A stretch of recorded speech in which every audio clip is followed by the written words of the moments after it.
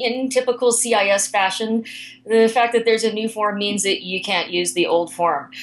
So you're going to have to take those drafts that are still sitting on your desk and didn't quite make it out before the new form landed, and you're going to have to not only transfer that information to a new form, which is expanded and has a few different questions on it, but you're going to have to go back to your clients and get some more information that wasn't on the form we're used to. And some of that is really sort of background biometrics type information. A bit more of it is drilling down on somebody's removal history as to exactly what kind of proceedings they might have been. It really boils down only to two things, and it comes down to two questions. Since you were granted DACA, since you received your approval, have you left the country without government permission? If you do, it's pretty clear that the agency is going to look at this as a break in the person's continuous residence, and that is probably going to be grounds to deny a DACA renewal. The other question, as you might anticipate, is have you done anything bad since your DACA was granted? So going back to the same eligibility questions that apply to initial applicants, have you been convicted of a felony, a significant misdemeanor, or 3 or more misdemeanors?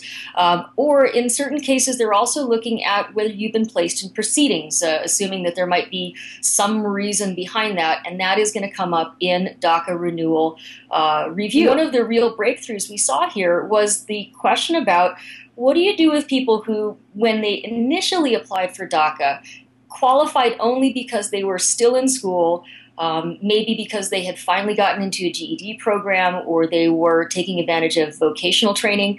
It used to be, way back about 3 days ago, that you had to show that you were making substantial progress towards your educational goal.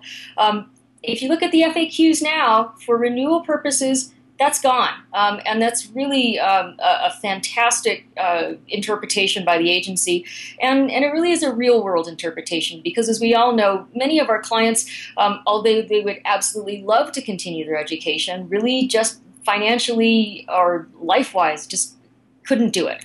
This application feels like kind of a extended work permit application.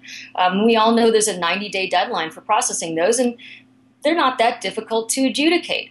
I can certainly see a situation where if somebody might have some bars to eligibility that it might take longer to process the application. But in the vast majority of cases, we're really talking about people who haven't left, haven't had any trouble with the police, haven't been placed in proceedings, and really they're just renewing a work permit. What the agency has said is that you really should apply at least 120 days in advance of the expiration of your grant. But don't apply more than 150 days because we'll reject your application.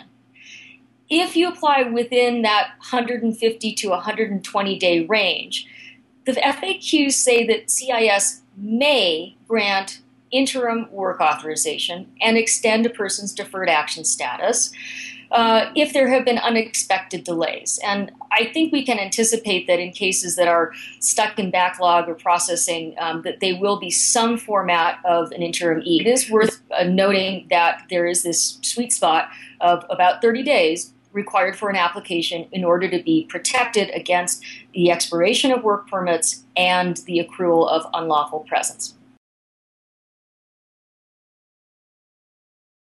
As to whether someone who's here in a deferred action status actually is lawfully present or can establish domicile, can qualify for state programs, state tuitions, etc. And there is now language in the FAQs that clearly states, and actually in bold, that an individual who has been granted deferred action is not barred from establishing domicile under federal law. So that should be helpful for people who are fighting this fight at the state level.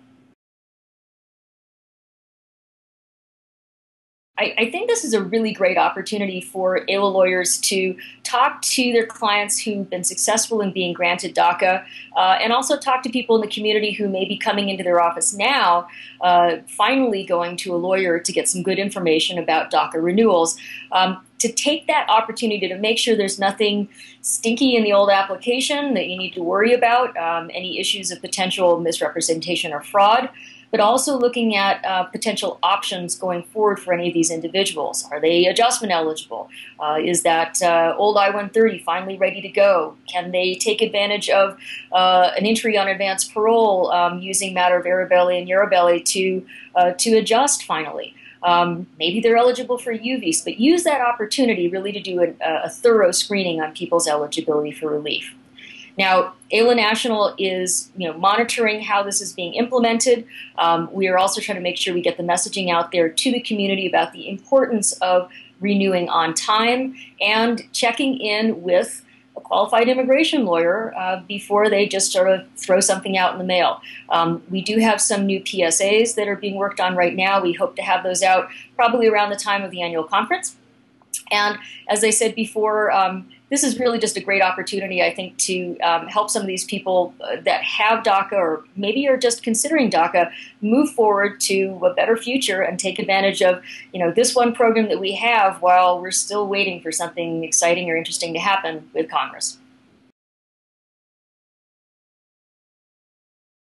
We are anticipating having a DACA podcast coming out somewhere in the next few days, and that will be featuring Patrick Terrell, who is our DACA fellow at AIC, as well as Kate Voigt from AILA National and myself, talking about some of the just different updates to DACA practice, what we're seeing as far as renewals, what we're seeing as far as how initial applications are being handled, and then also really trying to focus on the what next piece. How do we deal with other options for people who are DACA-licious, but also might have some other immigration applications that they could go forward on.